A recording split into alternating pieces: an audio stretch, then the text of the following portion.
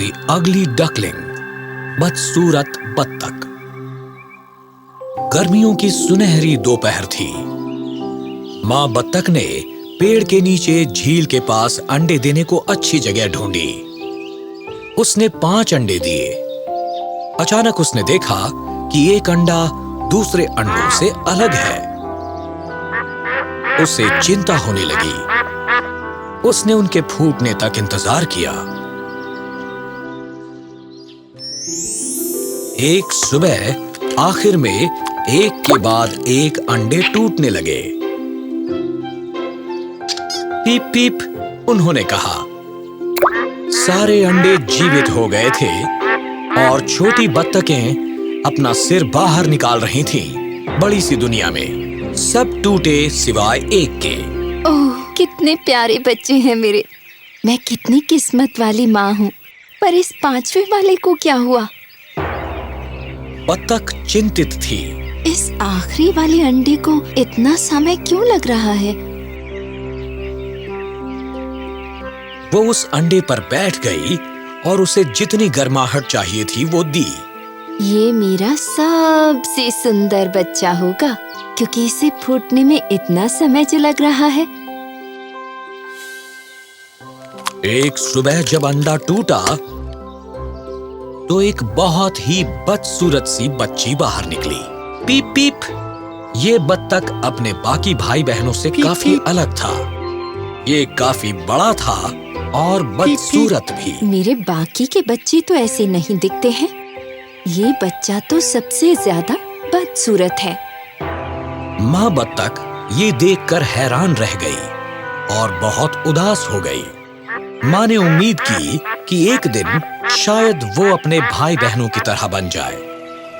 पर दिन बीतते गए और वो बच्चा बदसूरत ही रहा।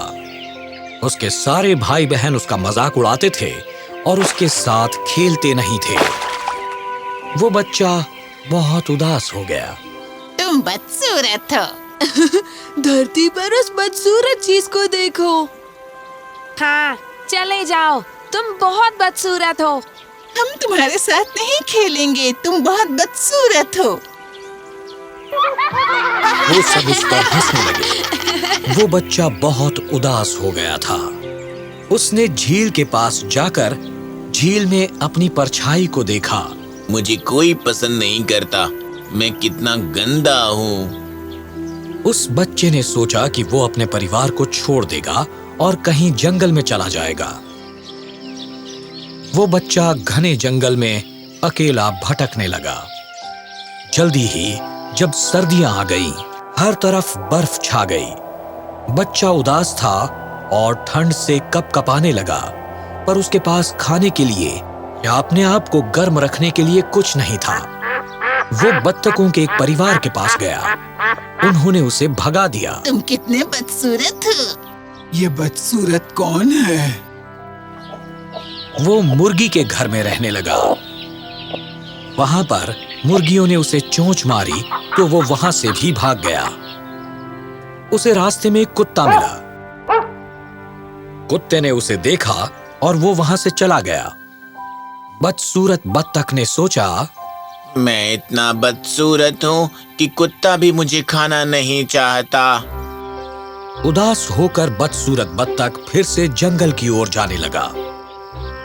वहां पर उसे एक किसान मिला जो उसे अपने घर पर अपनी पत्नी और बच्चों के पास ले गया। पर वहां भी एक बिल्ली ने उसे परेशान किया तो उसने उसका घर भी छोड़ दिया। जल्दी ही बसंत आया और सब कुछ फिर से ताजा और हरा हो गया। चलते चलते उसे एक नदी नजर आई। फिर से पानी को देखकर वो बहुत खुश हुआ। वो नदी के पास गया जहां पर उसने एक सुंदर राजहंस को देखा। उसे देखते ही उसे उससे प्यार हो गया, पर उसे अपने आप पर शर्म आती थी, इसलिए उसने अपना सर झुका लिया।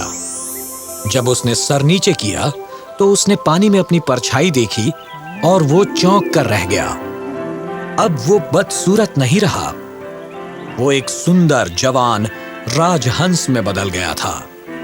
अब उसे एहसास हुआ कि वो अपने भाई बहनों से अलग दिखता था क्योंकि वो एक राजहंस था और वो बत्तख थे।